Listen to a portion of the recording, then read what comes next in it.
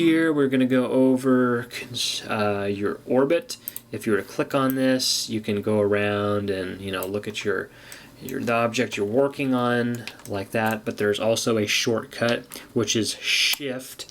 And then if you have a PC mouse, I'm not sure what it is with a Mac mouse, if you have a Magic Mac mouse, you hold down the Shift key and you click down on the scroll wheel, and then you can orient what you're looking at in whatever fashion you like.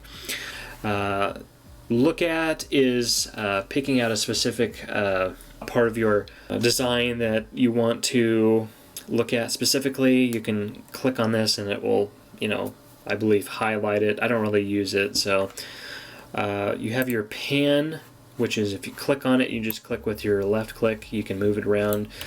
Basically, the easy way to go about this is clicking down on your scroll wheel on your mouse and moving it around. Zoom, you can click on this and it'll bring up this arrow, and you can go in and out and zoom in and out faster than you can with your scroll wheel. You can scroll with your scroll wheel if I haven't already mentioned that. You can switch the orientation of which way it goes in the settings up above, and I would suggest you kind of look through those and kind of personalize things the way you like. There's also a hotkey for that zoom in and zoom out quickly. It is Control Shift on a PC keyboard on a Mac. I'm sure it's probably similar to a PC, but you hit Control Shift and then you click down your scroll wheel and you can zoom in and out fast. Zoom window, you can go here and it will zoom in to whatever you're wanting to look at. Display settings, these are how you're going to view everything. So we'll go to an example here. This is just a random thing I did here.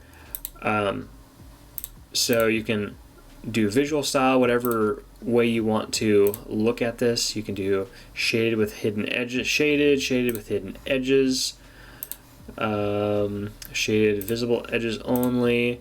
You can do an old-fashioned wireframe look. It's really personal preference. There are hotkeys to all of these if you want to take the time to remember. Face groups, not exactly sure what that is. Environment, this is just your workspace look. It's kind of whatever you prefer. I have it on Infinity Pool, but Photo Booth is a second favorite of mine. Gives very good lighting.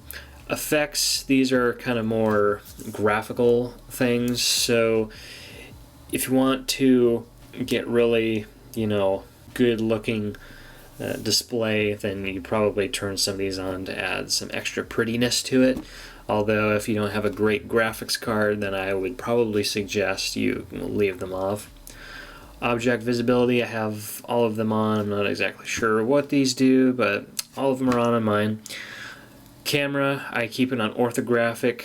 If you put it in perspective, it kind of gives things a weird look, and it kind of makes everything wider and it just look different. So a good practice is to leave it in orthographic when you're designing things, because it gives you more precise look to things.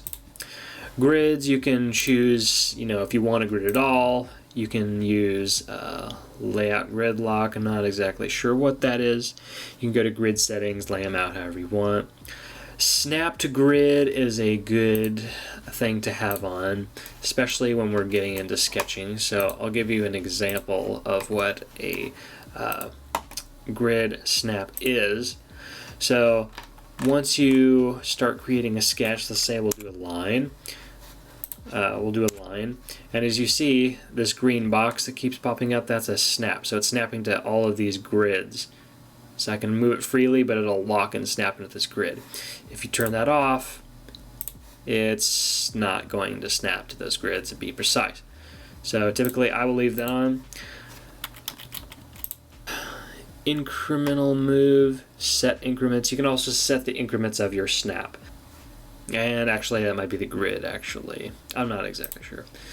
Viewports, you can add viewports. You can, as you can see, you can have a top view, I believe, in this one, a side view, a front view, and a right side view. Typically I just leave it in a single view just for simplicity, but if you want to work that way, there is that option. That concludes this video. We're gonna go into some more tools and tricks, maybe even look at some of the settings that you might want to have things laid out for the optimum functionality of Fusion 360. So I hope this video was helpful, and stick around for future videos.